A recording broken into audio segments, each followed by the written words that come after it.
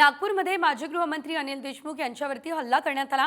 देशमुख हे नरखेडची सांगता सभा आटपून काटोलच्या दिशेने जात होते।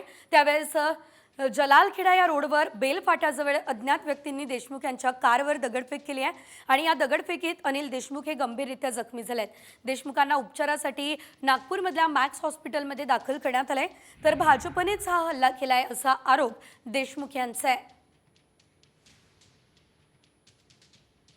ओके सारख्या दीड दमडीच्या आमदाराला परत सांगतो, दीड दमडीच्या आमदाराला तळवे चाटूचा देवेंद्र फडणवीसचा ओळखला जातो, त्याला मला उत्तर देण्याचं बातील कन्फर्म माहिती आहे ती आपल्या भागाचा उमेदवार भारतीय जनता पक्षाचा चरणसिंग ठाकूर याला पूर्ण वर्दस्त, नागपूर जिल्ह्याचा उपमुख्यमंत्री या ठिकाणी गृहमंत्री देवेंद्र फडणवीस याचा वर्दस्त आणि त्याच्या वर्दस्ताने त्या ठिकाणी असे धंदे होऊन राहिले।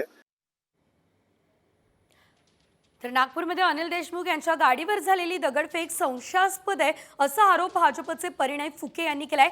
मध्य नागपूरचे उमेदवार बंटी शेळके, नाना पटोले, गोपाल अग्रवाल, विजय वडेट्टीवार हे सुद्धा अशा पद्धतीने हल्ला झाल्याचा बनाव करू शकतात, हा खळबळजनक आरोप परिणय फुके यांनी केलाय।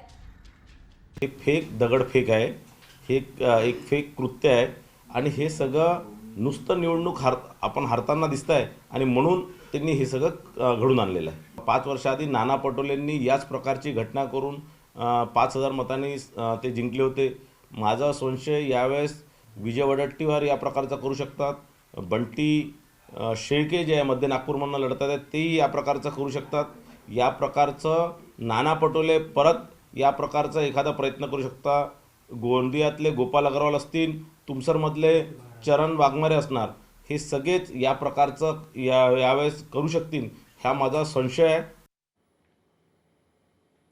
तर देशमुखांवर हल्ला, फुकेंचे सवाल, 120च्या स्पीडने असणारी गाडी स्लो का झाली? दगडफेक झाल्यावर देशमुखांनी गाडी का थांबवली?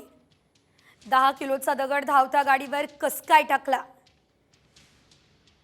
काचा फुटल्या मात्र गाडीच्या बोनेटला एकही स्क्रॅच कस काय नाही? देशमुखांचा बॉडीगार्ड मागच्या गाडीत का होता? हे सवाल खरे तर परिणय फुके यांनी केलेत। देशमुखांच्या बॉडीगार्डने हल्लेखोरांवर गोळीबार का केला नाही असा सवालही विचारण्यात आलेला आहे।